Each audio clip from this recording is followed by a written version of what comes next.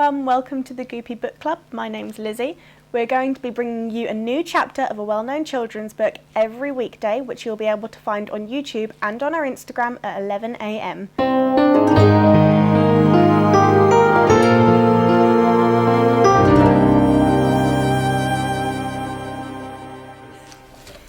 Chapter 3, Edmund and the Wardrobe. Lucy ran out of the empty room into the passage and found the other three. "It's all right," she repeated. "I've come back." "What on earth are you talking about, Lucy?" asked Susan. "Why," said Lucy in amazement, "haven't you all been wondering where I was?" "So you've been hiding, have you?" said Peter. "Poor Lou, hiding and nobody noticed. You'll have to hide longer than that if you want people to start looking for you." "But I've been away for hours and hours," said Lucy, and the others all stared at one another. "Batty," said Edmund, tapping his head. "Quite batty." "What do you mean, Lou?" asked Peter. "What I said," answered Lucy. "It was just after breakfast when I went into the wardrobe, and I've been away for hours and hours, and had tea, and all sorts of things have happened." "Don't be silly, Lucy," said Susan. "We've only just come out of that room a moment ago, and you were there then." "She's not being silly at all," said Peter. "She's just making up a story for fun, aren't you, Lou? And why shouldn't she?" "No, Peter, I'm not," she said. It's a magic wardrobe. There's a world inside, and it's snowing, and there's a faun and a witch, and it's called Narnia. Come and see." The others did not know what to think, but Lucy was so excited that they all went back with her into the room. She rushed ahead of them, flung open the door of the wardrobe, and cried, "Now go in and see for yourselves." "Why, you goose," said Susan, putting her head inside and pulling the fur coats apart. "It's just an ordinary wardrobe. Look, there's the back of it." Then everyone looked in and pulled the coats apart, and they all saw, Lucy herself saw, a perfectly ordinary wardrobe. There was no wood and no snow, only the back of the wardrobe with hooks on it. Peter went in and rapped his knuckles on it to make sure that it was solid. "A jolly good hoax, Lou," he said, as he came out again. "You've really taken us in. I must admit, we half believed you." "But it wasn't a hoax at all," said Lucy. "Really and truly, it was all different a moment ago. Honestly, it was, I promise." "Come, Lou," said Peter. "That's going a bit far. You've had your joke. Hadn't you better drop it now?" Lucy grew very red in the face and tried to say something, though she hardly knew what she was trying to say, and burst into tears. For the next few days she was very miserable. She could have made it up with the others quite easily at any moment if she could have brought herself to say that the whole thing was a story made up for fun, but Lucy was a very truthful girl, and she knew that she was really in the right, and she could not bring herself to say this.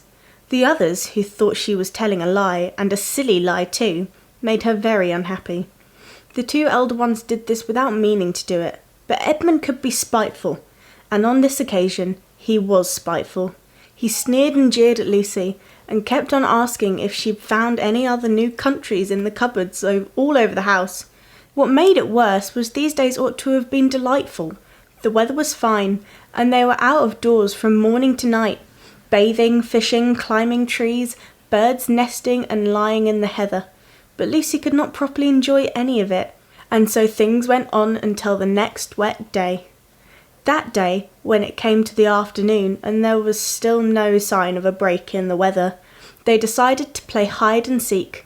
Susan was it, and as soon as the others scattered to hide, Lucy went to the room where the wardrobe was. She did not mean to hide in the wardrobe, because she knew that would only set the others talking again about the whole wretched business. But she did want to have one more look inside it. For by this time she was beginning to wonder herself whether Narnia and the faun had not been a dream. The house was so large and complicated and full of hiding places that she thought she would have time to have one look in the wardrobe and then hide somewhere else. But as soon as she reached it, she heard steps in the passage outside, and then there was nothing for it but to jump into the wardrobe and hold the door closed behind her. She did not shut it properly because she knew that it is very silly to shut oneself in a wardrobe, even if it is not a magic one. Now the steps she had heard were those of Edmund, and he came into the room just in time to see Lucy vanishing into the wardrobe. He at once decided to get into it himself, not because he thought it a particularly good place to hide, but because he wanted to go on teasing her about her imaginary country. He opened the door. There were the coats hanging up as usual, and a smell of mothballs, and darkness, and silence, and no sign of Lucy. "She thinks I'm Susan come to catch her," said Edmund to himself, "and so she's keeping very quiet in the back." He jumped in and shut the door, forgetting what a very foolish thing this is to do.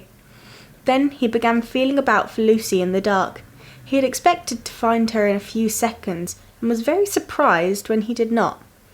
He decided to open the door again and let in some light, but he could not find the door either.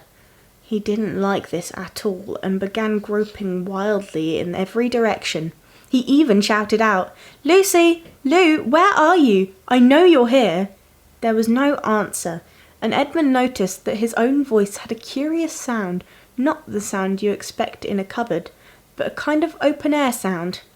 He also noticed that he was unexpectedly cold, and then he saw a light. "Thank goodness," said Edmund. "The door must have swung open of its own accord." He forgot all about Lucy and went towards the light, which he thought was the open door of the wardrobe, but instead of finding himself stepping out into the spare room, he found himself stepping from the shadow of some thick dark fir trees into an open place in the middle of a wood. There was a crisp dry snow under his feet, and more snow lying on the branches of the trees. Overhead there was a pale blue sky, the sort of sky one sees on a fine winter's day in the morning. Straight ahead of him he saw between the tree trunks the sun, just rising, very red and clear. Everything was perfectly still, as if he were the only living creature in that country. There was not even a robin or a squirrel among the trees, and the wood stretched as far as he could see in every direction. He shivered. He remembered that he had been looking for Lucy, and also how unpleasant he had been to her about the imaginary country, which now turned out not to have been imaginary at all. He thought that she must be somewhere quite close, and so he shouted, "Lucy! Lucy! I'm here too! Edmund!" There was no answer. "She's angry about all the things I've been saying lately," thought Edmund, and though he did not like to admit that he had been wrong, he also did not much like being alone in this strange, cold, quiet place, and so he shouted again, "I say, Lou, I'm sorry I didn't believe you. I see now you were right all along. Do come out. Make it Pax." Still there was no answer. "Just like a girl," said Edmund to himself, "sulking somewhere and won't accept an apology."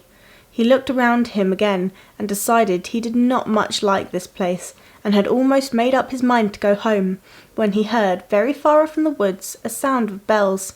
He listened, and the sound came nearer and nearer, and at last there swept into the sight a sledge drawn by 2 reindeer.